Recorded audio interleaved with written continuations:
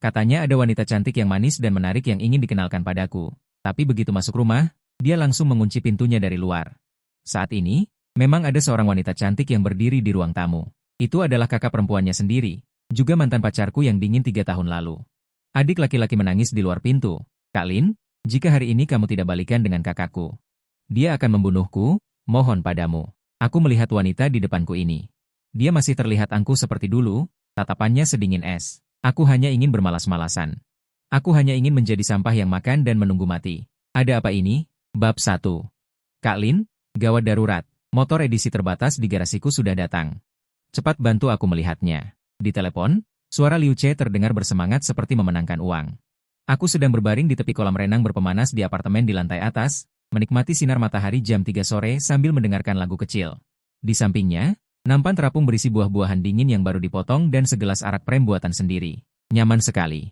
Inilah tujuan hidupku, bermalas-malasan, dan bermalas-malasan dengan berbagai cara yang nyaman. Sebagai seorang transmigrator yang terhormat, aku datang ke novel pria keren yang pernah kubaca ini. Untungnya, aku tidak menjadi tokoh utama, juga tidak menjadi penjahat, melainkan menjadi umpan meriam generasi kedua kaya yang langsung ditampar wajahnya oleh tokoh utama di awal cerita. Tuan muda keluarga Lin, Lin Xing. Untungnya di antara kesialan, Lin Xing ini hanya memiliki nama umpan meriam, tetapi sebenarnya bisnis keluarganya sudah lama dikelola dengan tertib oleh sekelompok bawahan pekerja keras yang setia. Kekuatan tersembunyinya bahkan jauh melampaui tokoh utama dalam cerita aslinya. Dan pemilik asli tubuh ini tampaknya sudah lama bosan dengan pertempuran di dunia bisnis. Dia hanya ingin menjadi pemilik toko yang lepas tangan dan menyerahkan semua urusan kepada orang kepercayaannya, sementara dia hanya menikmati hidup. Ini benar-benar peran yang dibuat khusus untukku. Setelah aku datang, aku semakin mengekspresikan kata, bermalas-malasan, secara ekstrim. Tidak mau. Aku dengan malas membalikan badan, mengambil sepotong melon madu dan memasukkannya ke mulut. Apa bagusnya motor? Apakah ada yang lebih nyaman daripada berjemur seperti ini? Jangan dong, Kak, barang asli. Hanya ada 10 di seluruh dunia, aku tidak bisa tidur jika kamu tidak datang. Liu Che merengek di sana. Aku menghela napas. Liu Che adalah satu-satunya yang bisa kusebut saudara. Seorang generasi kedua kaya yang bodoh dan berkaki panjang. Juga adik laki-laki dari mantan pacarku, Liu Ruyan. 3 tahun lalu. Aku dan Liu Ruyan putus dengan cara yang sangat buruk. CEO dingin itu di depan semua orang menatapku dengan tatapan seperti sampah, kata demi kata, Lin Xing. Kamu hanyalah sampah yang tidak bisa diandalkan. Selain makan, minum, dan bersenang-senang, apalagi yang bisa kamu lakukan? Kita bukan dari dunia yang sama. Saat itu aku belum merasuki tubuh ini. Pemilik asli terluka parah. Dia menghancurkan pesta pertunangan di tempat kejadian dan menjadi bahan tertawaan di lingkaran itu. Setelah aku merasuki tubuh ini, aku hanya punya satu komentar tentang masa lalu ini, putus itu bagus, pacaran itu melelahkan. Tidak ada yang lebih baik dari berleha-leha. Jangan ganggu aku. Tutup telepon. Aku akan menutup teleponnya. Kak, kakakku juga ada di sini. Dia bilang ada urusan denganmu. Liu Che cemas. Dia mengeluarkan kartu trufnya. Gerakanku terhenti. Liu Ruyan. Kenapa wanita itu mencariku? Sudah 3 tahun, kami bahkan tidak berteman di WeChat. Mungkinkah alur cerita aslinya akan dimulai? Apakah dia akan bergabung dengan protagonis asli untuk menyerang mantan tunanganku ini? 100 kemungkinan terlintas di benakku dalam sekejap. Setiap kemungkinan berarti kehidupan santaiku akan terganggu secara serius. Tidak bisa. Aku harus pergi dan melihat. Aku harus memusnahkan semua bibit yang mungkin mengganggu gaya hidup santaiku. Alamat. Aku duduk. Suaraku menjadi dingin. Setengah jam kemudian, aku mengendarai mobil biasa. Berhenti di depan villa setengah gunung Liu Che yang berlebihan. Liu Che bergegas menyambutku seperti anjing golden retriever besar. Wajahnya penuh dengan senyum yang menjilat. Kak Lin, akhirnya kamu datang. Aku meliriknya. Langsung masuk ke dalam. Di mana Liu Ruyan? Ada. Di ruang tamu. Mata Liu Che sedikit menghindar. Aku melangkah masuk ke ruang tamu. Aku melihat wanita itu sekilas. Dia mengenakan setelan rok putih yang dipotong dengan baik, rambut panjangnya ditata rapi di belakang kepalanya. Berdiri membelakangiku, di depan jendela dari lantai ke langit-langit yang besar. Sosoknya tinggi dan menyendiri. Jernih dan dingin, seperti bunga teratai yang mekar di puncak gunung yang tertutup salju. Mendengar suara langkah kaki. Dia perlahan berbalik. 3 tahun tidak bertemu, dia tampak lebih cantik. Bahkan lebih dingin. Wajah cantiknya tanpa ekspresi. Sepasang mata indahnya menatapku dengan polos. Seperti melihat orang asing. Emosi sisa dari pemilik asli dalam diriku sedikit bergejolak, lalu dengan cepat aku tekan. Merepotkan. Itu kesan pertamaku padanya. Tepat pada saat itu. Pintu di belakangku terbanting menutup. Diikuti dengan suara kunci diputar. Aku menoleh dengan cepat. Wajah besar Liu Ce sudah menghilang di balik pintu. Dari luar pintu terdengar raungannya yang terdengar seperti tangisan, "Lin Ge, maafkan aku, jika kamu tidak balikan dengan kakakku hari ini, dia akan membunuhku. Kumohon, bicaralah baik-baik di dalam." Sial. Aku menarik napas dalam-dalam, berbalik, dan bertatapan dengan mata Liu Ruyan yang tanpa riak. Dia hanya menatapku dengan tenang, tanpa berbicara. Suasana canggung sampai-sampai bisa membuat apartemen 3 kamar tidur dan 1 ruang tamu. Aku memijat pelipisku, merasa rencana rebahanku menghadapi krisis terbesar dalam sejarah. Apa yang dikatakan Liu Ce itu benar. Aku mengambil inisiatif untuk memecah kesunyian. "Kamu ingin membunuhnya?" Bulu mata Liu Ruyan bergetar sedikit. Seolah-olah terkejut dengan perkataanku. Akhirnya dia membuka mulut, suaranya sama seperti dirinya. Dingin dengan sedikit serak yang sulit dideteksi. Dia berbohong. Oh, aku mengangguk. Kalau begitu, tolong suruh dia membuka pintu. Aku ada urusan. Urusanku adalah kembali dan melanjutkan rebahanku. Liu Ruyan menatapku. Bibirnya bergerak-gerak, seolah ingin mengatakan sesuatu, tetapi pada akhirnya tidak mengatakan apapun. Dia hanya mengambil sebuah dokumen dari meja kopi di samping, dan memberikannya kepadaku. "Apa ini?" Aku tidak menerimanya. "Sebuah perjanjian," katanya. "Perjanjian apa?" "Perjanjian balikan." Aku tertawa marah. Aku hidup selama ini, baru pertama kali mendengar balikan perlu menandatangani perjanjian. "Liu Ruyan, apakah kamu tidak salah paham?" Aku menarik sudut bibirku. 3 tahun lalu kamu yang mengatakan, kita bukan dari dunia yang sama. Sekarang adikmu menipuku ke sini. Mengurungku di sini, memaksaku untuk balikan denganmu? Apa menurutmu ini lucu? Dia menatapku, akhirnya ada sedikit gejolak di matanya. Itu adalah emosi kompleks yang tidak bisa aku pahami. Rasanya seperti sakit, seperti ditusuk, bisiknya pelan. Kejadian 3 tahun lalu. Maaf, aku tidak butuh permintaan maafmu. Aku berkata dengan dingin, aku hanya ingin pergi dari sini. Kamu tidak bisa pergi. Ucapnya, nadanya sangat lembut, tapi dengan ketegasan yang tak terbantahkan. Kenapa? Dia terdiam lama, begitu lama hingga kupikir dia tidak akan bicara lagi. Kemudian, dia mengatakan sesuatu yang membuat otakku blank, karena 3 tahun lalu. Bukan aku yang ingin putus denganmu. Dia menunduk, bulu mata lentiknya menciptakan bayangan di wajahnya. Ada seseorang, yang menggunakan nyawa Liu Ce, memaksaku meninggalkanmu. Bab 2 otakku kosong selama beberapa detik. Apa-apaan ini? Menggunakan nyawa Liu Ce untuk memaksanya putus? Skenario drama picisan jam 8 malam macam apa ini? Di novel aslinya tidak ada adegan ini. Aku menatap Liu Ruyan, mencoba mencari jejak kebohongan di wajah sedingin esnya itu, tapi tidak ada. Di matanya hanya ada kelelahan dan penderitaan yang tersembunyi. Siapa? Tanyaku tanpa sadar. Seseorang yang tidak bisa kau lawan. Liu Ruyan mengalihkan pandangannya. Dia mengincar aku, juga mengincar industri keluarga Liu. Saat itu dirimu. Dia berhenti sejenak, seolah menimbang kata-katanya. Aku tahu. Aku melanjutkan perkataannya, saat itu, aku adalah sampah yang hanya tahu makan, minum, dan bersenang-senang. Tidak bisa melindungimu, juga tidak bisa melindungi keluarga Liu, bahkan bisa menyeret keluarga Lin ke dalam masalah. Benar kan? Tubuh Liu Ruyan sedikit menegang tanpa terasa. Dia tidak menyangkal. Itulah jawabannya. Dia mengira aku sampah, jadi untuk melindungiku yang sampah ini, dia memilih solusi sekali untuk selamanya. Mendorongku menjauh dengan cara putus. Tiba-tiba aku merasa sedikit lucu. Jadi selama 3 tahun ini, orang-orang di lingkaran menertawakan pemilik asli tubuh ini sebagai seorang penjilat yang dicampakkan. Sementara CEO Gunung Es ini, sebenarnya sedang memainkan drama pengorbanan cinta. Yang menyedihkan, perbedaan informasi yang terkutuk. Di mana orang itu sekarang? Tanyaku. Bangkrut. Nada bicara Liu Ruyan agak rumit. Setengah tahun yang lalu, perusahaannya bangkrut dalam semalam. Orang itu juga menghilang. Tidak ada yang tahu siapa yang melakukannya. Aku mengangkat alisku.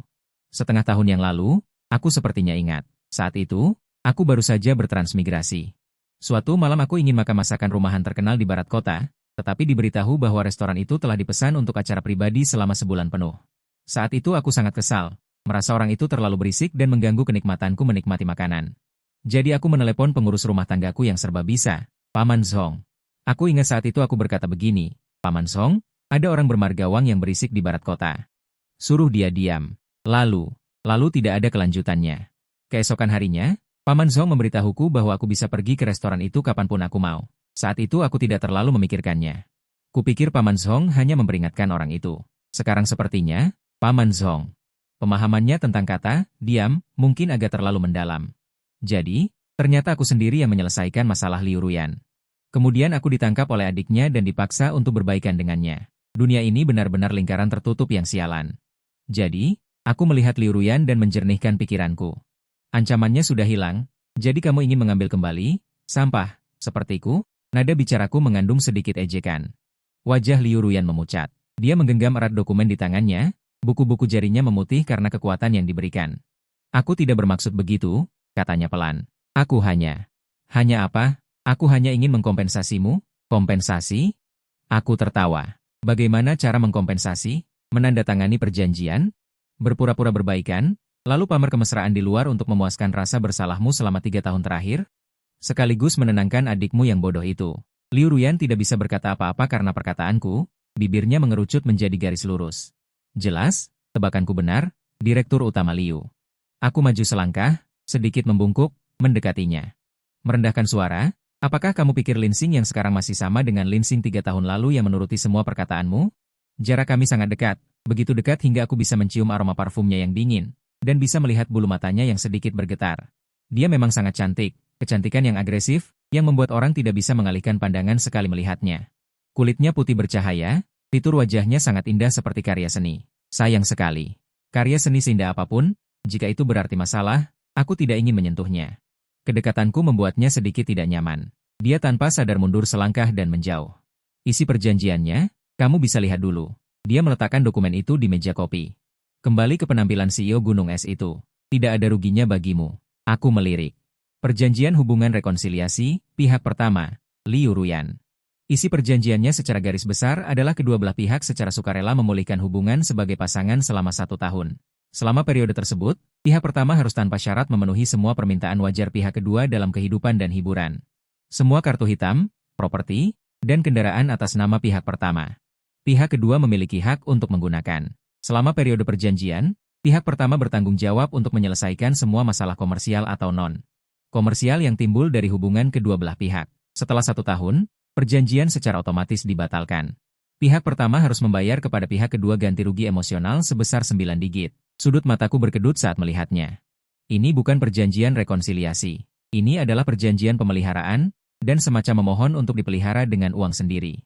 Liu Ruyan menganggapku apa? Seorang gigolo yang bisa disingkirkan dengan uang? Meskipun syaratnya memang sangat menggoda. Bagi seseorang yang bercita-cita untuk berbaring, ini seperti durian runtuh.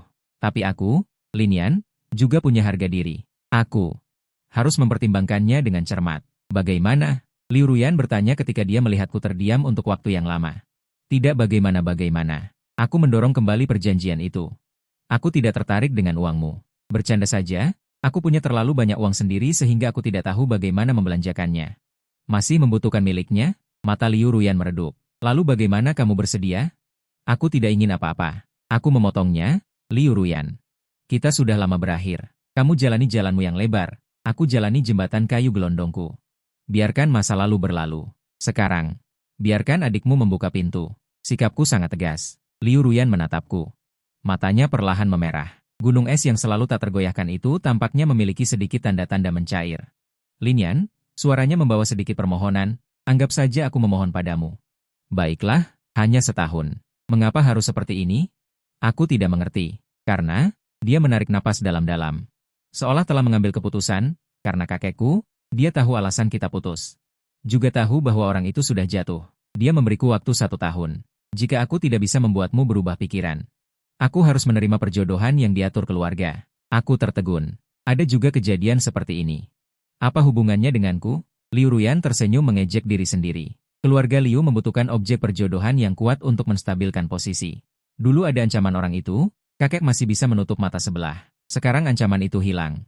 Nilai gunaku hanya tersisa ini. Aku menatapnya. Wanita CEO Gunung Es yang di mata orang luar begitu mempesona. Selalu berkata ya dan tidak. Saat ini, dia tampak seperti boneka yang terikat oleh takdir keluarga. Dia sangat bangga, jadi dia tidak akan memohon padaku. Dia hanya bisa menggunakan penandatanganan perjanjian semacam ini. Cara memberi kompensasi untuk mencoba membeli. Waktuku selama 1 tahun. Ruang tamu jatuh ke dalam keheningan yang lama. Di luar pintu, Liu Che masih dengan gigih mengetuk pintu. Kak Lin, Kak.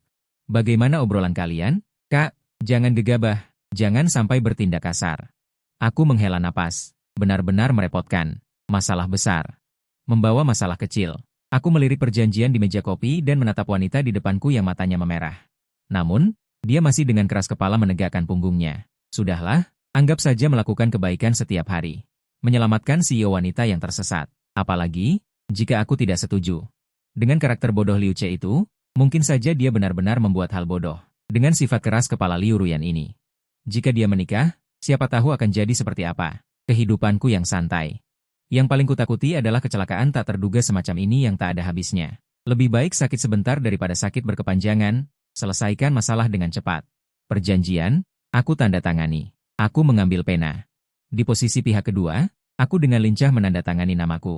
Tubuh Liu Ruyan tiba-tiba bergetar, menatapku dengan tidak percaya. Aku melemparkan perjanjian itu kembali padanya dan berkata dengan ringan, tapi isinya harus diubah. Aku mengambil pena dan mencoret klausul kompensasi uang dalam perjanjian, lalu menambahkan kalimat di akhir. Klausul tambahan, selama masa perjanjian, pihak A tidak boleh dengan alasan apapun mengganggu usaha pihak B untuk bermalas-malasan. Setelah selesai menulis, aku melempar pena. Begitulah. Setahun kemudian, kita tidak saling berhutang. Liu Ruyan melihat baris itu di perjanjian. Dia tertegun lama. Kemudian, dia mengangkat kepalanya. Menatapku. Di mata indahnya itu, untuk pertama kalinya ada sesuatu yang disebut cahaya. Dia berbisik. Bab 3, perjanjian tercapai. Liu Ce akhirnya diizinkan masuk. Dia melihat kami berdua, lalu melihat perjanjian di meja kopi, dengan ekspresi tidak percaya. Berhasil? Sudah berhasil? Dia mendekatiku. Berbisik, Lingge, apakah kamu tidak diperlakukan buruk? Kakakku tidak memaksamu, kan? Aku memutar mata. Liu Ruyan menatapnya dengan tajam. Kamu boleh pergi. Oke. Liu Ce merasa seperti mendapat amnesti. Dia menyelinap pergi. Sebelum pergi, dia tidak lupa mengedipkan mata padaku dan memberi isyarat. Semangat, di ruang tamu, hanya tersisa aku dan Liu Ruyan. Suasana menjadi canggung lagi. Itu, aku berdeham. Karena ini adalah hubungan perjanjian, ada beberapa hal yang harus kita jelaskan terlebih dahulu. Katakan. Liu Ruyan duduk tegak, dengan sikap mendengarkan yang serius. Pertama, di depan umum, kita adalah pasangan. Tapi secara pribadi, kita tidak saling mencampuri urusan. Kamu tidak bisa mengatur jam berapa aku bangun, tidak bisa mengatur apa yang aku makan dan minum, apalagi mengatur apakah aku bermain game atau menonton film. Boleh. Kedua, tanpa izinku, tidak boleh sembarangan datang ke tempat tinggalku. Jika ada sesuatu, telepon saja. Boleh. Dia berhenti sejenak, lalu mengangguk. Ketiga, yang paling penting, aku menatapnya dengan serius, jangan mencoba mengubahku. Aku hanyalah orang yang tidak berguna. Aku menikmati ini. Jangan berharap aku menjadi elit bisnis seperti yang kamu inginkan. Liu Ruyan terdiam. Dia menatapku dengan tenang, tatapannya sangat dalam. Seperti sumur tua. Lama kemudian, dia mengangguk pelan. Aku setuju denganmu. Baik, semua aturan yang harus ditetapkan sudah ditetapkan. Kalau begitu, tidak ada apa-apa lagi, aku pergi dulu. Aku berdiri, bersiap untuk pergi. Tunggu, Liu Ruyan menghentikanku. Ada apa lagi? Aku menoleh dengan tidak sabar. Sesuai perjanjian, kita perlu memenuhi beberapa kewajiban pasangan. Dia mengeluarkan ponselnya dan membuka catatan. Contohnya, setidaknya makan bersama sekali seminggu, menonton film sekali, dan juga, untuk menghadapi kakekku, kamu mungkin perlu pindah dan tinggal bersamaku. Aku menolak. Aku menolak dengan tegas.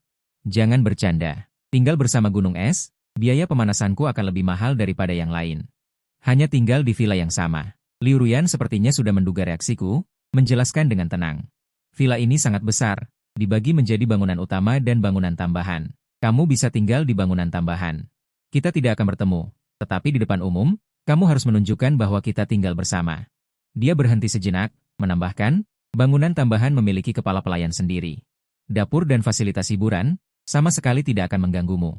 Aku menatapnya dengan curiga. Kedengarannya lumayan juga, lebih besar dari apartemen penthouse-ku. Ruang geraknya juga lebih bebas. Yang terpenting, ada yang melayani. Karir bermalas-malasanku sepertinya bisa naik satu tingkat lagi. Aku bisa mempertimbangkannya. Aku melunak. Liu Ruyan sepertinya bernapas lega. Ada satu hal lagi. Katanya, besok malam ada gala amal. Kakekku juga akan pergi.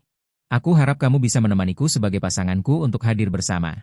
Inilah tujuan sebenarnya. Memainkan adegan pertama di depan lelaki tua itu. Baiklah, aku melambaikan tangan. Kirim alamat dan waktu ke ponselku. Jangan siapkan pakaian atau apapun untukku. Aku punya sendiri. Aku tidak ingin memakai setelan elit mahalnya yang tak ternilai harganya tetapi seleranya patut disayangkan. Setelah selesai berbicara, aku pergi tanpa menoleh dari villa keluarga Liu, kembali ke apartemenku. Aku menjatuhkan diri ke sofa yang empuk, menghela napas panjang, merepotkan.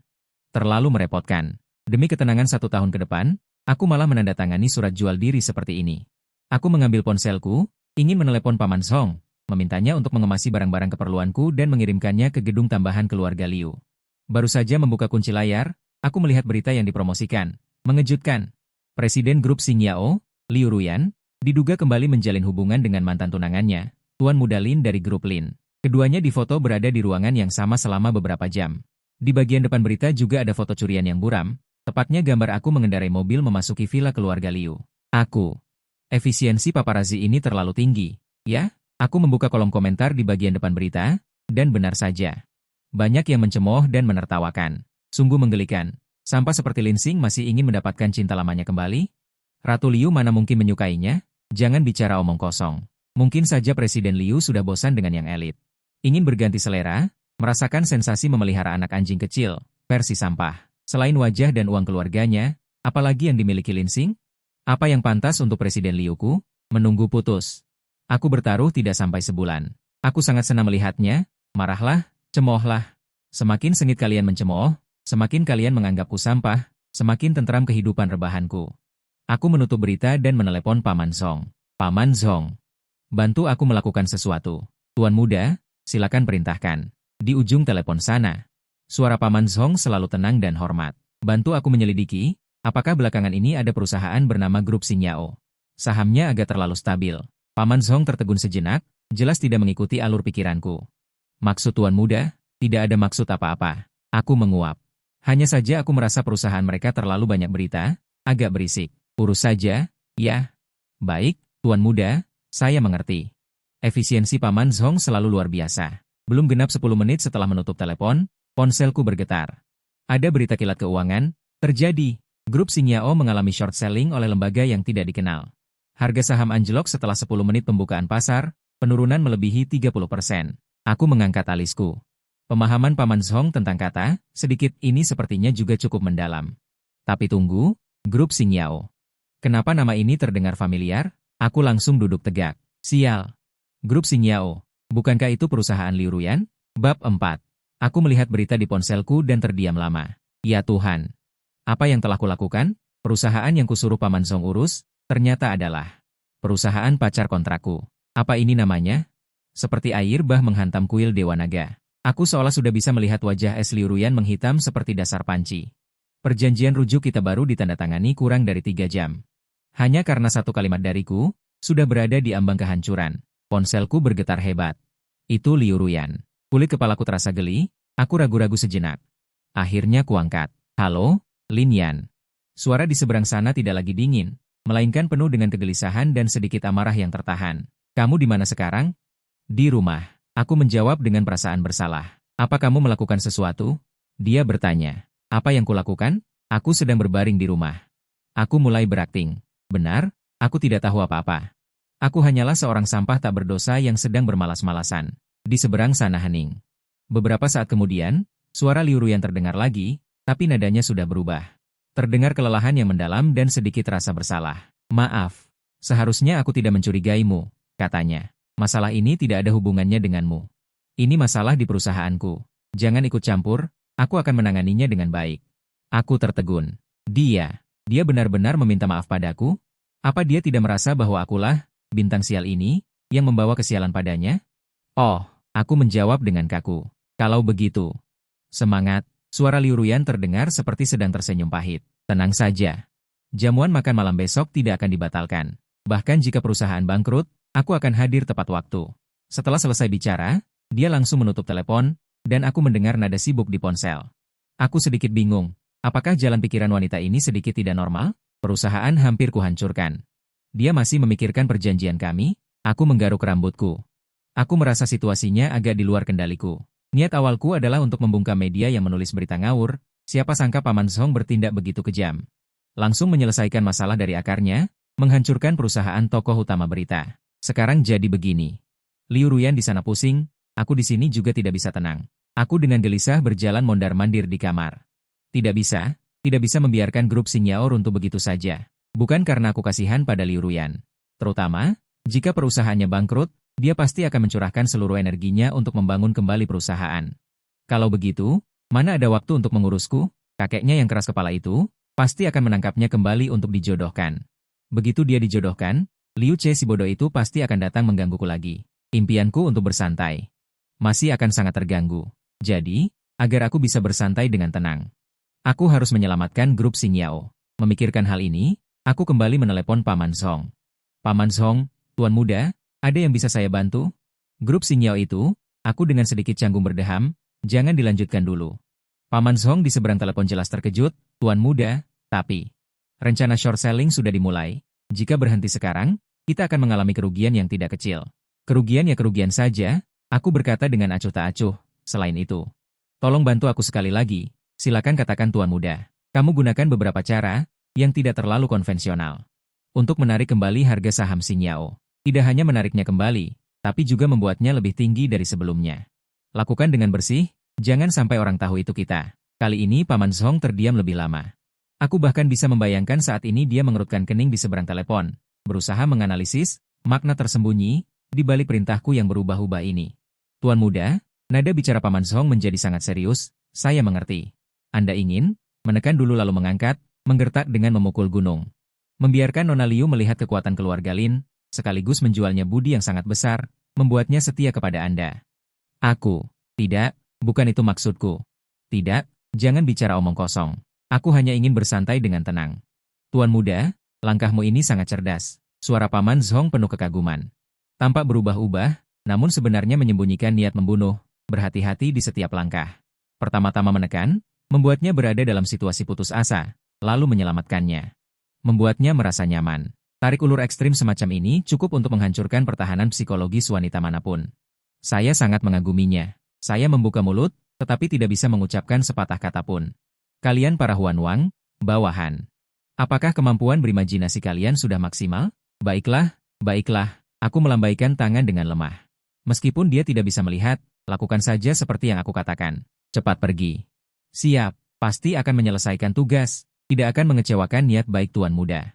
Setelah menutup telepon, aku merasa sangat lelah. Berkomunikasi dengan orang-orang ini lebih melelahkan daripada mengerjakan 10 set soal matematika. Aku berbaring di sofa dan membuka perangkat lunak keuangan. Melihat harga saham grup Xing Yao yang jatuh hampir 90 derajat, aku diam-diam menyalakan lilin untuk Liu Ruyan, berharap dia bisa bertahan. Di sisi lain, suasana di kantor presiden grup Xing Yao sangat tegang. Liu Ruyan berdiri di depan jendela besar dari lantai ke langit-langit, wajahnya muram. Di depannya berdiri sederet pilar perusahaan. Ekspresi semua orang dipenuhi dengan keputusasaan. Apakah sudah ditemukan? Siapa sebenarnya yang menyerang kita dari belakang? Suara Liu Ruyan sedingin es. Seorang pria berkacamata bingkai emas. Kepala bagian keuangan perusahaan, menyeka keringat dingin di dahinya, berkata dengan gemetar. Tidak dapat dilacak. Sumber dana pihak lain tersebar di ratusan rekening luar negeri di seluruh dunia. Metodenya bersih dan efisien. Seperti hantu. Semua firewall kita tidak berguna di depan mereka. Bagaimana dengan dana penyelamatan kita? Berapa lama kita bisa bertahan? Bertahan. Tidak bisa bertahan lagi. Kekuatan serangan pihak lain terlalu ganas. Uang yang kita investasikan seperti batu yang tenggelam ke laut, bahkan riaknya pun tidak terlihat. Dalam 10 menit lagi. Tidak, 5 menit. Kita akan mengalami marine call. Kantor itu sunyi senyap. Semua orang tahu apa arti marine call. Ini berarti grup Xing Yao, hasil kerja keras Liu Ruyan, hari ini akan menghilang sepenuhnya dari peta bisnis. Liu Ruyan menutup matanya. Dia tidak mengerti siapa yang telah dia sakiti. Mengapa menggunakan cara sekejam ini untuk menjatuhkannya? Apakah ini sisa kekuatan orang di masa lalu? Atau pesaing bisnis baru?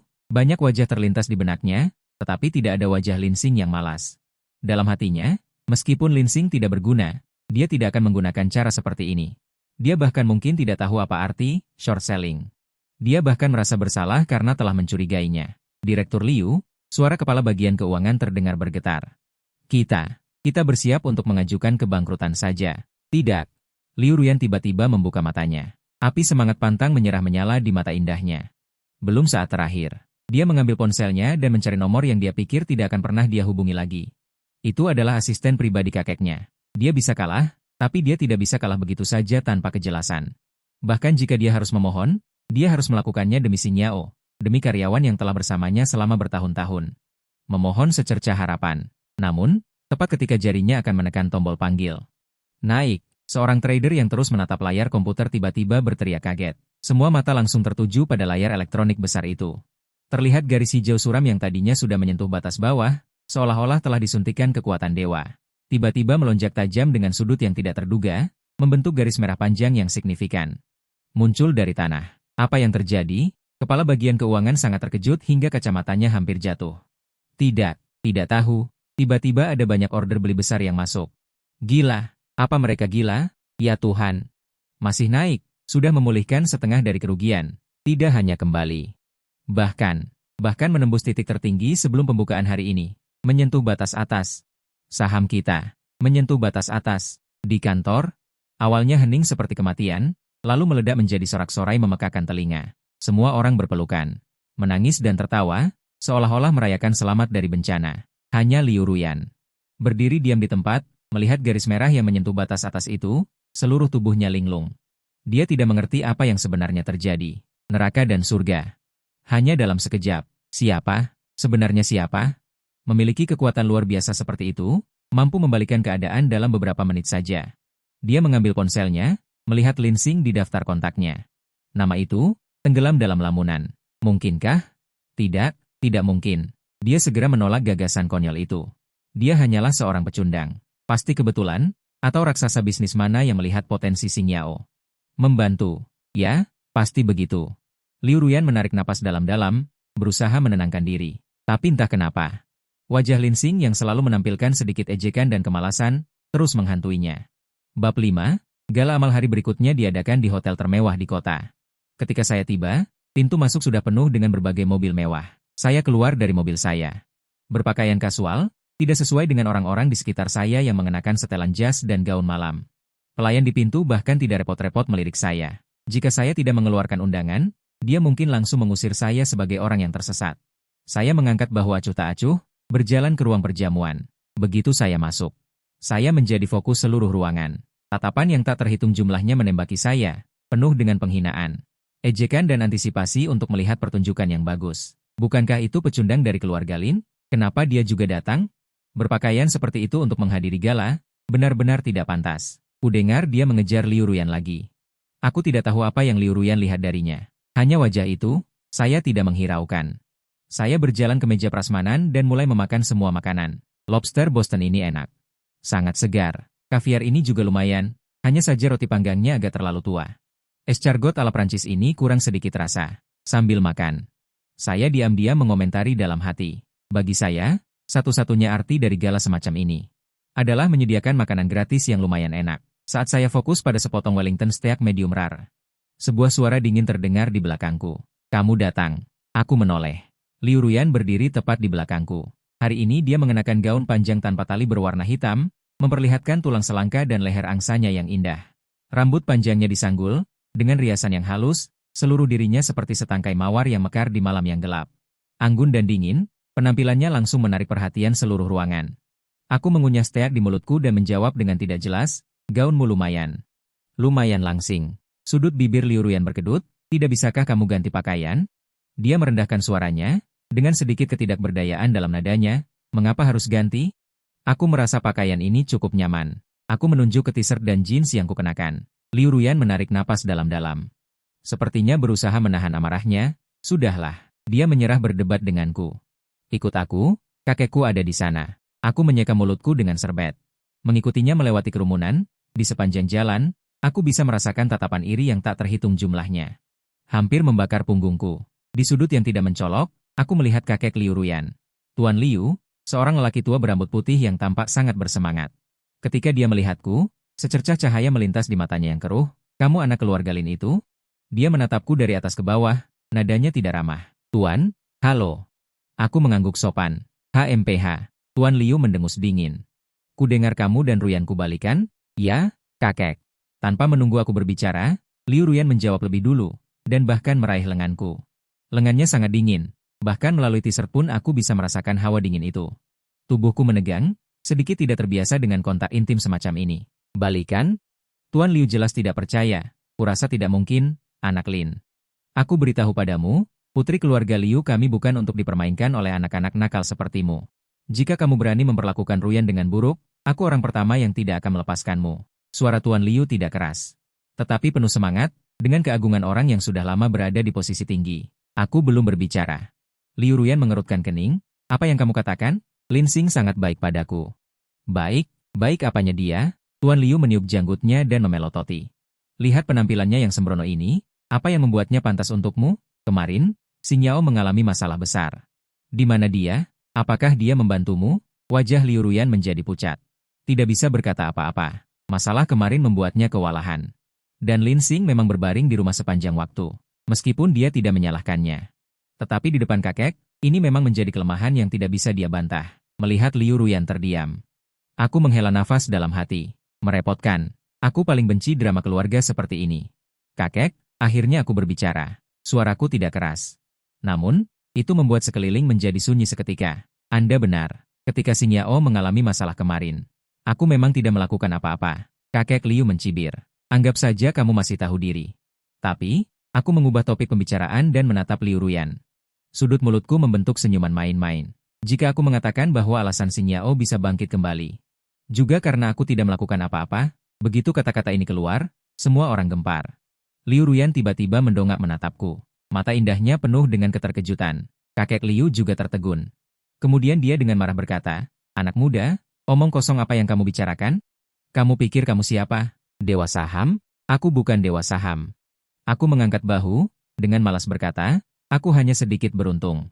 Aku mengeluarkan ponselku, membuka email yang diterima tadi malam, dan menyerahkannya kepada kakek Liu. Itu adalah surat minat investasi dari salah satu bank investasi terbesar di dunia, Goldman Sachs.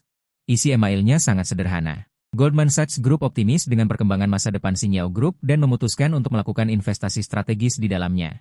Tahap awal investasi adalah 10 miliar dolar AS, dan akan membantu Xing Yao Group untuk mengembangkan pasar luar negeri di masa depan. Di akhir email, ada juga catatan tulisan tangan, kepada Tuan Lin Xing yang terhormat, ini adalah hadiah kecil yang kami siapkan untuk Anda. Semoga Anda menyukainya. Kami berharap untuk bekerja sama dengan Anda. Ditandatangani oleh Presiden Goldman Sachs Group untuk wilayah Asia Pasifik. Tanda tangan pribadi. Kakek Liu melihat email itu, matanya semakin membesar. Napaskannya menjadi cepat. Dia telah berkecimpung di dunia bisnis sepanjang hidupnya. Bagaimana mungkin dia tidak mengenali tanda tangan Presiden Goldman Sachs? Dan bagaimana mungkin dia tidak tahu apa arti surat minat investasi ini? Ini berarti bahwa Xing Yao Group tidak hanya tidak akan jatuh. Sebaliknya, itu akan meroket dan menjadi raksasa internasional sejati. Dan semua ini. Ternyata berasal dari orang di depannya ini yang selalu dia pandang rendah. Si sampah. Di bawah. Ini tidak mungkin. Kakek Liu bergumam pada dirinya sendiri. Tangannya mulai gemetar. Tidak ada yang tidak mungkin. Aku mengambil kembali ponselku dan berkata dengan tenang, sudah kubilang.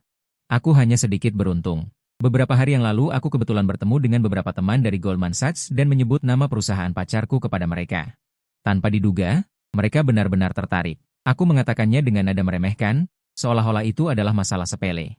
Namun, di telinga Liu Ruyan dan kakek Liu, itu tidak kurang dari guntur. Mengenal teman-teman dari Goldman Sachs. Dan hanya dengan menyebutkannya saja, dia bisa mendapatkan investasi sebesar 10 miliar dolar AS. Ini disebut keberuntungan, ini disebut memiliki koneksi yang luas. Liu Ruyan menatapku dengan kosong. Otaknya yang selalu tenang dan terkendali, saat ini benar-benar tidak dapat berpikir. Dia selalu berpikir bahwa perubahan haluan yang mengejutkan kemarin adalah tindakan raksasa bisnis yang tidak dikenal. Dia tidak pernah menyangka bahwa raksasa itu ternyata adalah orang yang dia anggap sebagai sampah dan lindungi, orang di samping tempat tidur. Bukan orang di samping tempat tidur. Adalah pria yang coba dia subsidi dengan selembar perjanjian. Pria yang dia coba pelihara. Saat ini, dia merasakan wajahnya terasa panas dan sakit. Ternyata, yang perlu dilindungi bukanlah dia. Melainkan dirinya sendiri yang merasa sok tahu. Bab 6 keluar dari kediaman kakek Liu. Liu Ruyan selalu dalam keadaan linglung. Dia memegang lenganku, kekuatannya tanpa sadar bertambah. Seolah-olah dia takut aku akan menghilang detik berikutnya. Kamu? Dia membuka mulutnya beberapa kali.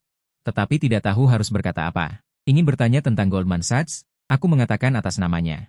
Dia mengangguk. Tidak ada yang perlu ditanyakan. Aku mengarang cerita sesuka hati. Hanya saja beberapa waktu lalu ketika aku pergi berlibur ke luar negeri, aku bertemu mereka di bar. Semua orang minum beberapa gelas bersama. Kami mengobrol dengan cukup akrab, jadi kami bertukar informasi kontak. Sesederhana itu. Nada bicara Liu Ruyan dipenuhi dengan ketidakpercayaan. Kalau begitu, apalagi? Tanyaku balik. Kau pikir serumit apa? Liu Ruyan terdiam. Dia hanya menatapku. Sorot matanya sangat kompleks, ada keterkejutan, ada keraguan, ada penyelidikan, dan sedikit kekaguman. Aku merasa sedikit tidak nyaman ditatap olehnya. Baiklah, jangan menatapku seperti itu. Aku menarik lenganku. Aku hanya orang yang beruntung dan tidak berguna. Hanya itu. Jangan lupakan perjanjian kita. Kata-kataku seperti air dingin yang memadamkan api kecil yang baru menyala di matanya. Dia menunduk dan berbisik, aku tidak lupa. Suasana menjadi canggung lagi. Tepat pada saat ini, sebuah suara yang tidak pantas menyela. Wah, bukankah ini Xiao Liu? Siapa ini? Seorang pria berambut klimis dan berminyak menghampiri dengan membawa gelas anggur, menatapku dengan tatapan tanpa malu, penuh penghinaan. Jika aku tidak salah ingat, ini pasti Tuan Muda Lin dari keluarga Lin, kan? Yang dicampakkan oleh Xiao Liu 3 tahun lalu. Nama pria itu Shao Kai, seorang kaya baru yang mengandalkan keluarganya. Dia selalu tertarik pada Liu Ruyan. Setelah ditolak beberapa kali, dia selalu menyimpan dendam. Dalam novel aslinya, dia juga penjahat kecil yang kemudian dengan mudah diurus oleh protagonis. Ekspresi Liu Ruyan langsung menjadi dingin. Zhao Kai, jaga mulutmu. Xiao Liu, jangan marah. Zhao Kai tersenyum mesum. Aku hanya penasaran. Kau bilang, kenapa kau tidak menginginkan pengejar seunggul aku, malah terlibat dengan orang tidak berguna seperti ini? Mungkinkah kau terlalu lancar dalam beberapa tahun terakhir? Ingin merasakan bagaimana rasanya membawa beban? Beberapa anak buahnya ikut tertawa. Kakai benar. Xiao Liu, apa gunanya pria tampan seperti ini selain tampan? Bisakah dia membantumu berbisnis? Bisakah dia membantumu menghasilkan uang? Tepat sekali. Bermain-main saja tidak apa-apa, tapi membawanya ke acara seperti ini, bukankah itu menurunkan levelmu sendiri? Aku berdiri di samping, menatap badut-badut yang melompat-lompat ini tanpa ekspresi, hanya dengan satu pikiran di benakku. Liu Ruyan sangat marah hingga seluruh tubuhnya gemetar, hendak meledak, tetapi aku menghentikannya. Aku maju selangkah, menghalangi jalannya, dan menatap Zhao Kai. Dengan malas aku berkata, sudah selesai bicaranya, sampah juga ingin maju. Zhao Kai menatapku dengan jijik, aku menggelengkan kepala. Aku hanya ingin memastikan, apakah kau benar-benar ingin mati? Suaraku sangat pelan. Namun senyum Zhao Kai membeku di wajahnya, dia melihat sesuatu yang belum pernah dia lihat sebelumnya dari mataku. Itu bukan kemarahan, juga bukan ancaman, melainkan sebuah ketidakpedulian yang tinggi, seperti dewa yang memandang seekor semut yang berisik. Apa maksudmu? Kata Zhao Kai dengan nada galak. Tidak ada maksud apa-apa. Aku mengorek telingaku, berbalik dan berkata kepada Liu Ruyan, di sini terlalu berisik. Mari kita pindah tempat. Liu Ruyan mengangguk kosong, membiarkanku menarik pergelangan tangannya. Keluar dari ruang perjamuan. Di belakang, Zhao Kai melihat punggung kami. Wajahnya berubah hijau dan putih. Sial, seorang pecundang. Berani berlaga di depanku? Tunggu saja, ucapnya dengan kejam. Aku dan Liu Ruyan tiba di taman terbuka di lantai atas hotel, angin malam bertiup, membawa sedikit kesejukan. Terima kasih, kata Liu Ruyan pelan. Terima kasih untuk apa? Karena sudah membantuku keluar dari masalah. Oh, kataku acuh tak acuh. Aku tidak membantumu, aku hanya merasa dia berisik. Liu Ruyan. Dia sepertinya sudah terbiasa dengan cara bicaraku yang tidak masuk akal ini. Linsing, dia ragu sejenak. Tetap bertanya, sebenarnya orang seperti apa dirimu? Pertanyaan ini. Dia memikirkannya sepanjang malam. Dari pembalikan harga saham Xingyao yang mengejutkan, hingga investasi puluhan miliar dari Goldman Sachs. Hingga aura yang kutunjukkan saat menghadapi Zhao Kai tadi. Semua yang kutunjukkan benar-benar mengubah persepsinya tentangku selama 3 tahun terakhir. Pria muda kaya yang hanya tahu makan, minum, dan bersenang-senang, dan tidak belajar apapun, tampaknya hanyalah ilusi palsu. Pria di depannya, malas, berbisa. Namun seolah-olah maha tahu, seluruh tubuhnya dipenuhi dengan misteri. Aku tersenyum, bersandar di pagar, dan melihat pemandangan malam yang jauh. Aku hanyalah seorang pecundang yang ingin bersantai. Aku tidak percaya. Liu Ruyan menggelengkan kepala. Percaya atau tidak, terserah padamu. Aku mengangkat bahu, pokoknya. Perjanjian kita hanya 1 tahun. Dalam 1 tahun, kamu terus menjadi CEO wanita Gunung SMU. Aku terus menjadi sampahku. Kita tidak saling mengganggu. Mendengar ini, sorot mata Liu Ruyan kembali meredup. Dia terdiam lama, sampai aku pikir dia tidak akan bicara lagi. Kemudian, dia tiba-tiba maju selangkah, berjinjit. Sentuhan dingin dan lembut mendarat di bibirku. Seluruh tubuhku membeku. Pikiran kosong. Apa yang terjadi ini? Ciuman paksa. Ciuman Liu Ruyan sangat canggung, dengan sedikit getaran.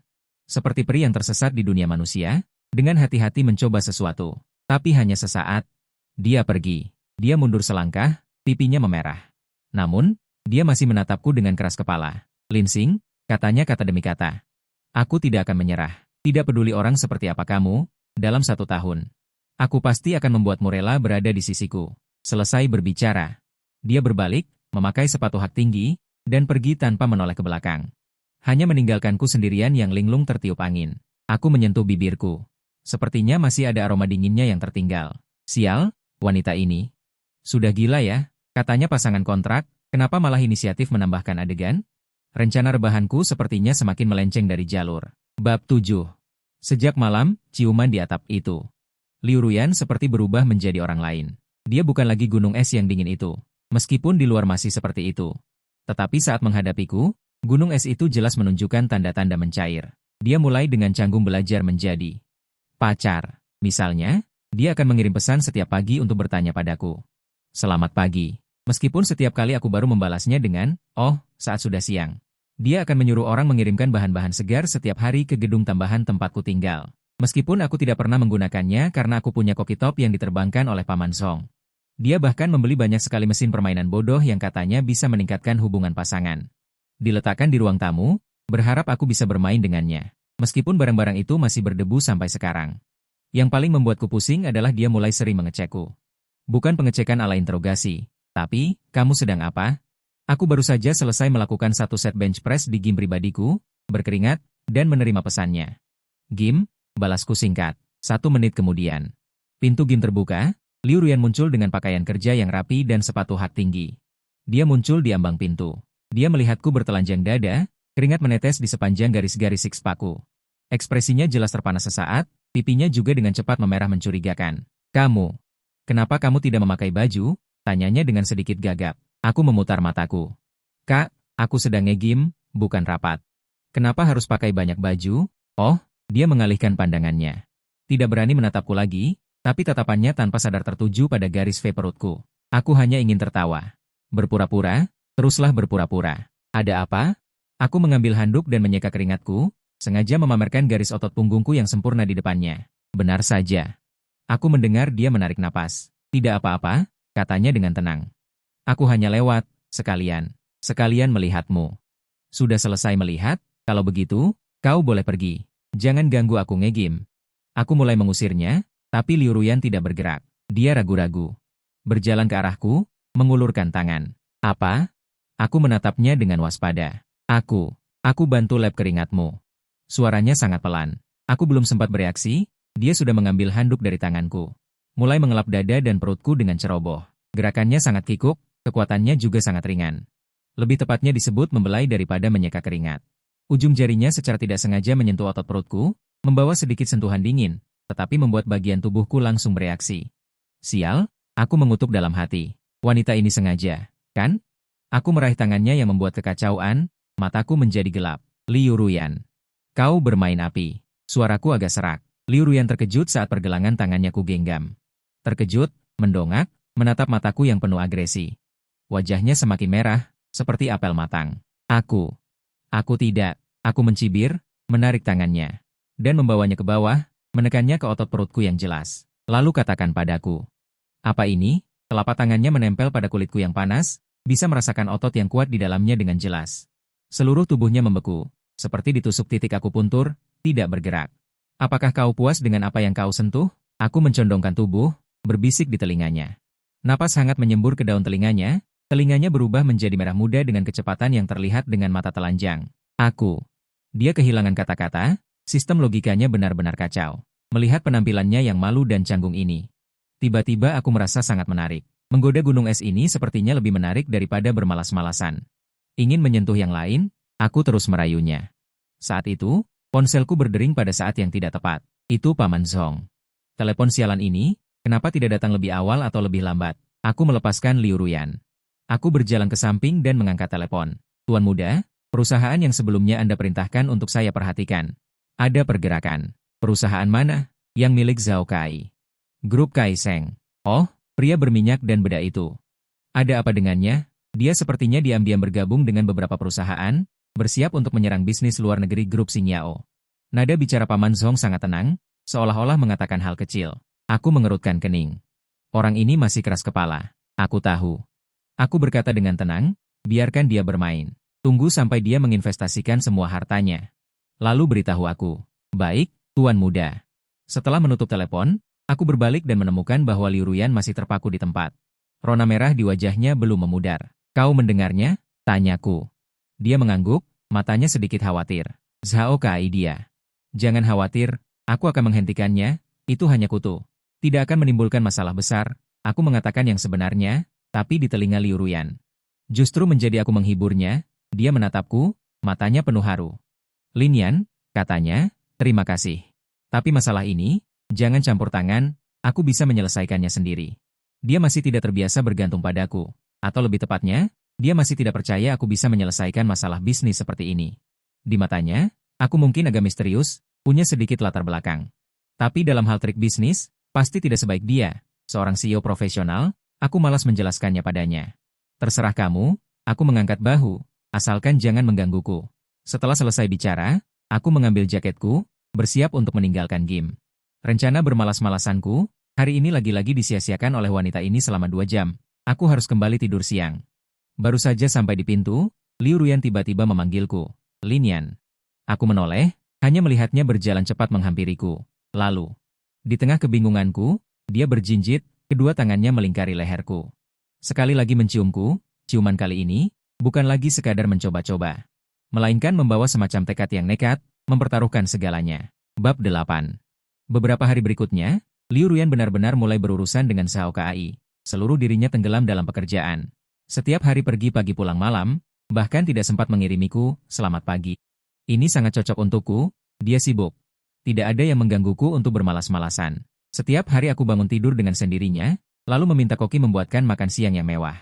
Sorenya berolahraga, berenang, atau menonton film lama di bioskop pribadi. Malamnya aku mempelajari bisnis pembuatan anggurku, hidup sangat nyaman. Sore ini, aku sedang berbaring di kursi goyang di taman, mencicipi anggur leci yang baru dibuat, telepon Liu Che datang lagi. Kak Lin, tolong. Begitu dia berbicara, dia langsung menangis meraung-raung. Ada apa lagi? Aku mengerutkan kening, kakakku. Kakakku hampir tidak tahan lagi. Liu Che hampir menangis. Bajingan bermarga Zhao itu. Entah dari mana dia menemukan sekelompok serigala Wall Street untuk menyerang perusahaan kakakku dengan gila-gilaan di pasar luar negeri. Kakakku sudah 3 hari 3 malam tidak tidur. Harga saham perusahaan juga jatuh sangat parah. Aku menggoyangkan gelas anggurku, melihat cairan berkilauan di dalamnya. Dengan santai aku bertanya, "Oh, benarkah? Sudah turun berapa banyak?" Hampir menyentuh batas bawah, Kak Lin. Cepat pikirkan cara. Bukankah kamu kenal orang-orang Goldman Sachs? Mintalah mereka untuk membantu lagi. Kenapa aku harus membantu? Aku bertanya balik. Liu Che tertegun. Bukankah dia pacarmu? Pacar kontrak? Aku mengoreksinya. Dia sendiri yang bilang ingin menyelesaikannya, menyuruhku untuk tidak ikut campur. Tapi sekarang dia tidak tahan lagi. Liu Che berkata dengan nada menangis. Aku diam-diam pergi menemuinya. Dia sendirian di kantor, matanya merah semua. Mejanya penuh dengan cangkir kopi. Aku merasa kasihan melihatnya. Aku terdiam. Wajah keras kepala Liu Ruyan muncul di benakku. Wanita itu, dia suka memikul semua masalah sendirian. Kak Lin, anggap saja aku memohon padamu. Liu Che memohon di seberang sana. Aku tidak bisa hanya melihat kakakku runtuh seperti ini. Jika kamu tidak turun tangan, aku akan melompat dari gedung rumahku. Trik ini lagi. Aku menghela napas. Baiklah, aku tahu. Setelah menutup telepon, aku meneguk habis anggur leci dingin di gelas. Anggurnya enak. Hanya saja suasana hatiku jadi rusak. Aku mengeluarkan ponsel lain. Ponsel ini hanya memiliki 1 kontak. Paman Song, aku mengirim pesan. Pihak Zhao Kai. Bisa mulai menjaring. Hampir seketika setelah pesan terkirim, aku menerima balasan. Siap, Tuan Muda. Aku meletakkan ponsel. Kembali berbaring di kursi, menutup mata. Merepotkan. Kenapa selalu ada orang-orang bodoh seperti ini yang mengganggu kehidupan santaiku? Xingyao Group. Divisi bisnis luar negeri. Suasana menekan sampai titik beku. Liu Ruyan berdiri di depan layar elektronik besar. Melihat grafika lain hijau di atasnya, wajahnya pucat seperti kertas. Di belakangnya, berdiri sekelompok tim elit yang sama pucatnya. Kami kalah. Seorang trader berambut pirang dan bermata biru dengan lesu meletakkan mouse-nya. Dana pihak lawan seperti lautan tak berujung. Semua perlawanan kami hanya sia-sia. 3 hari. Selama 3 hari 3 malam tanpa tidur, mereka mencoba segala cara dan menggunakan semua sumber daya yang bisa digunakan. Namun pada akhirnya, mereka tetap kalah telak. Zhao Kai kali ini mengundang. Vulture terganas dari Wall Street. Mereka tepat dan jahat. Setiap langkah mematikan. Pasar luar negeri Xingyao Group yang telah lama dikembangkan selama bertahun-tahun. Dikoyak-koyak habis-habisan oleh mereka dalam 3 hari ini. Asisten itu maju dengan suara serak. Zhao Kai. Zhao Kai mengirimkan tawaran pengambil alihan. Dia menyerahkan sebuah dokumen. Harga pengambil alihan di sana hanyalah sebuah penghinaan. Dia tidak hanya ingin menang, tetapi juga menginjak-injak martabat Liu Ruyan. Liu Ruyan melihat dokumen itu. Tubuhnya bergoyang dan hampir tidak bisa berdiri tegak. Dia kalah. Kalah telak. Dia pikir dia bisa. Dia pikir dia bisa melindungi perusahaan. Juga bisa melindungi orang itu. Dia tidak ingin dia mengambil risiko untuknya lagi. Tidak ingin berhutang budi padanya lagi. Namun kenyataan memberinya tamparan terkeras. Tepat ketika dia akan jatuh ke jurang keputusasaan, pintu kantor tiba-tiba didorong terbuka. Manajer Liu. Lihat, seorang karyawan yang bertanggung jawab atas pemantauan informasi bergegas masuk dengan merangkak, memegang tablet di tangannya. Wajahnya dipenuhi ekstasi dan ketidakpercayaan. Hal besar telah terjadi. Hal besar telah terjadi di Wall Street. Perhatian semua orang tertarik. Terlihat di tablet itu sebuah berita mendesak dari media keuangan terbesar di dunia. Breaking news. Wall Street mengalami kehancuran epik. Lebih dari 30 ban investasi dan dana top diselidiki oleh Komisi Sekuritas dan Bursa Federal bersama dengan Biro Investigasi Federal karena dicurigai melakukan manipulasi pasar yang jahat, insider trading, dan beberapa dakwaan lainnya. Semua personel terkait telah dikendalikan. Semua aset telah dibekukan. Dalam rekaman berita, para elit keuangan yang mengenakan setelan jas digiring dengan borgol dari gedung pencakar langit. Wajah mereka dipenuhi ketakutan dan kebingungan. Salah satu yang tertangkap dalam close-up adalah pemimpin yang menargetkan Xing Yao kali ini. Vulture terkenal dari Wall Street, George Sorlun, dan di bawah berita ada baris teks kecil yang bergulir. Dilaporkan bahwa petunjuk untuk operasi ini berasal dari informan misterius. Informan tersebut memberikan bukti kepada regulator berupa dokumen setebal ribuan halaman, bukti tak terbantahkan yang merinci semua operasi ilegal lembaga-lembaga ini selama 10 tahun terakhir. Keheningan seperti kematian di kantor. Semua orang menatap berita itu dengan tak percaya. Merasa otak mereka tidak bisa memahami apa yang terjadi di depan mata. Sedetik yang lalu, mereka adalah serigala lapar yang akan melahap Xing Yao. Detik berikutnya, mereka menjadi tahanan. Ini. Apa yang sebenarnya terjadi? Liu Ruyan juga tercengang. Dia melihat wajah-wajah yang familiar namun asing dalam berita itu. Melihat bukti setebal ribuan halaman itu, sebuah pikiran absurd muncul dari lubuk hatinya tanpa terkendali. Dia tiba-tiba berbalik, bergegas keluar dari kantor, dan menuju lift. Bergegas ke tempat parkir. Dia bahkan tidak sempat mengganti sepatu hak tingginya dan menginjak pedal gas. Melaju menuju rumah yang familiar namun asing baginya. Dia ingin bertemu dengannya. Dia ingin bertemu pria itu sekarang. Segera. Bab 9. Saya sedang membersihkan debu dari botol anggur kesayangan saya di taman. Ini semua adalah botol tua yang saya minta Paman Song kumpulkan dari seluruh negeri, yang digunakan untuk membuat anggur, dengan cita rasa yang unik. Suara rem yang tiba-tiba dan suara sepatu hak tinggi yang menginjak jalan berbatu memecah ketenangan taman. Aku bahkan tidak mendongak. Aku tahu siapa yang datang. Lin Xing. Liu Ruyan bergegas menghampiriku.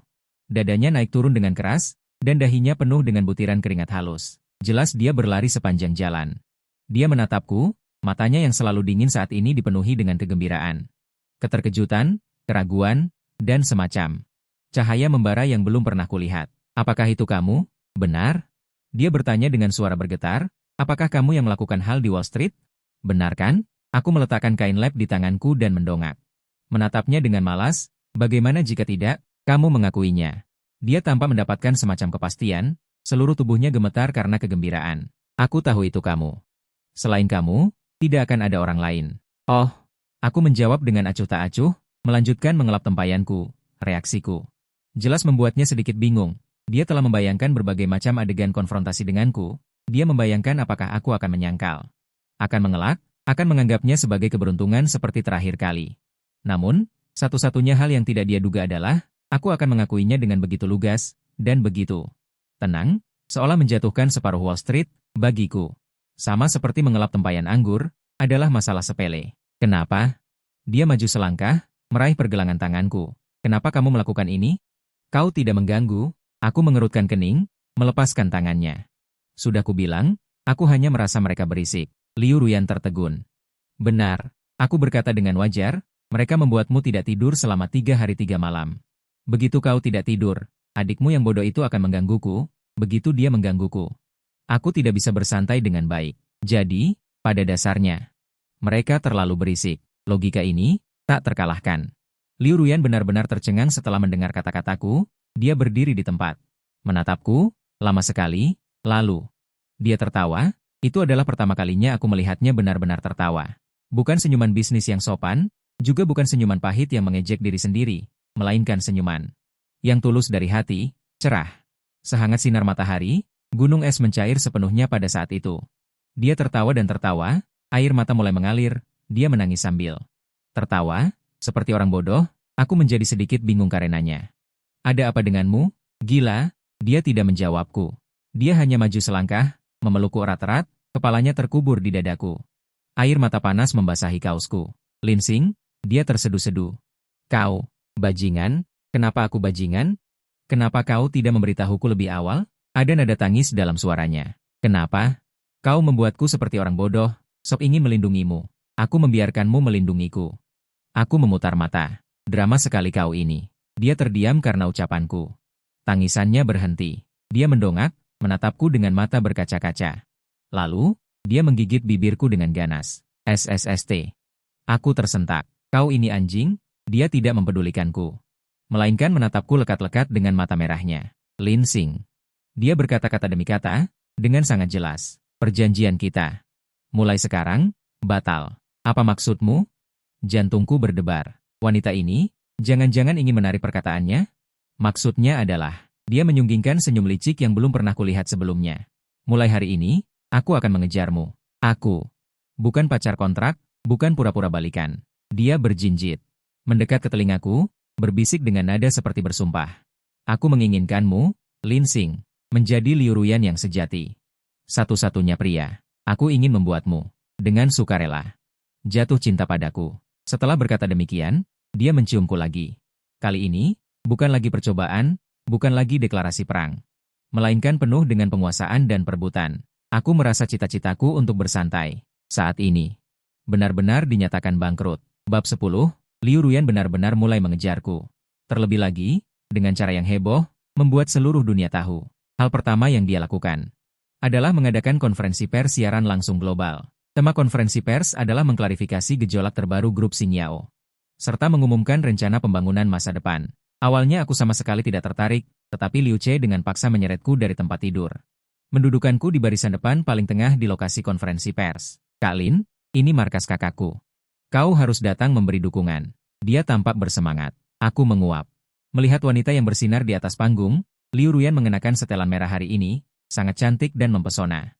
Dengan aura penuh, dia dengan singkat menjelaskan bahwa badai di pasar Hai telah mereda, dan mengumumkan kerja sama strategis mendalam dengan grup Gao Sheng.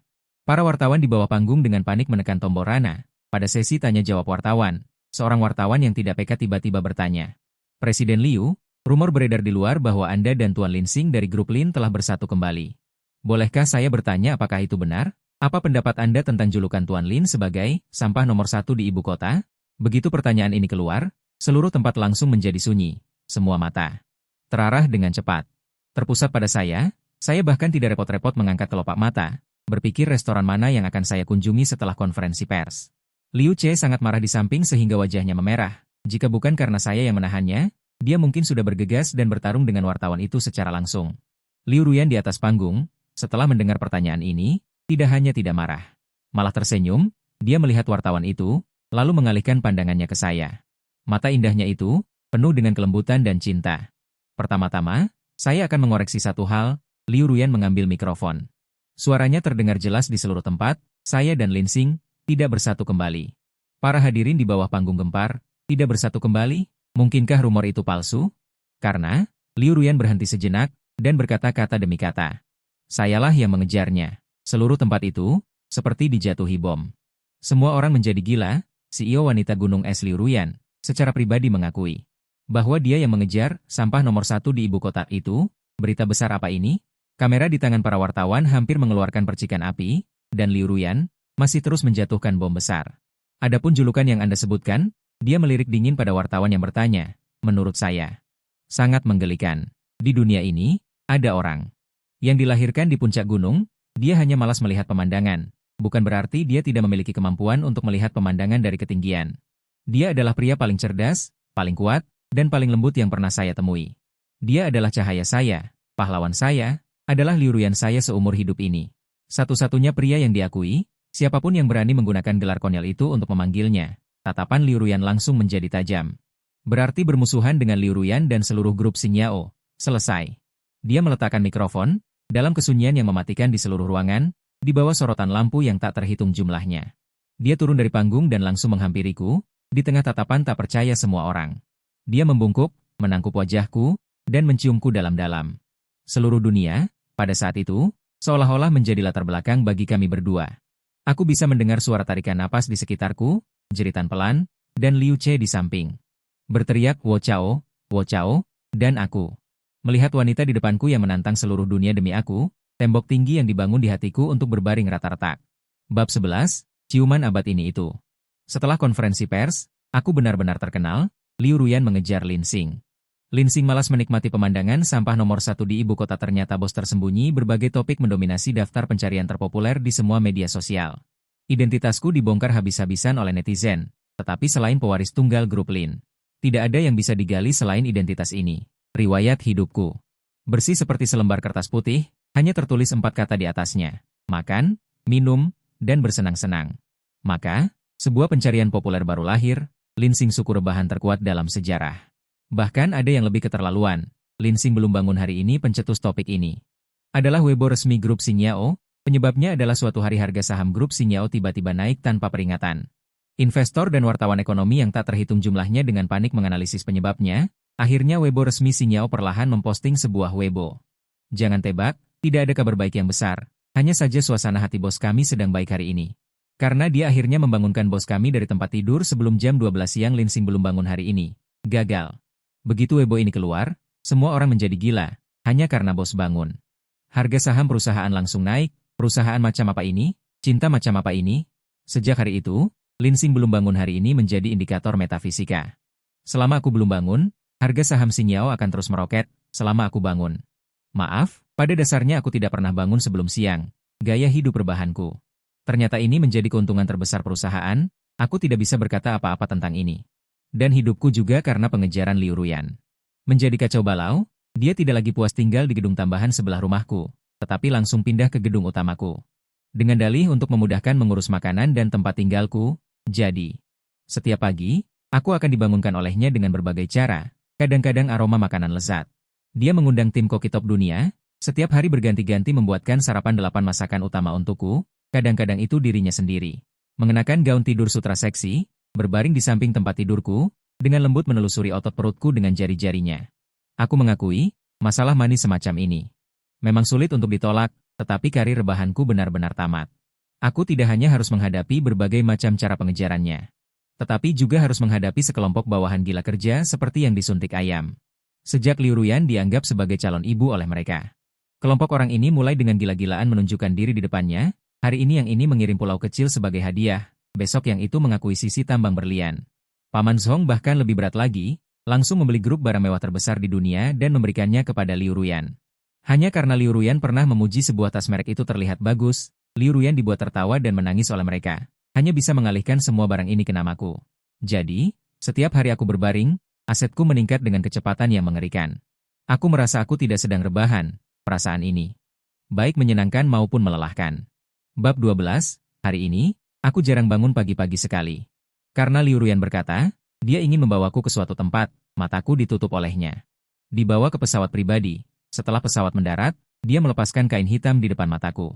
Di depan mata adalah ladang bunga lavender tak berujung, bunga ungu bergoyang tertiup angin. Udara dipenuhi dengan aroma abadi, di ujung ladang bunga ada sebuah rumah kayu putih kecil yang indah.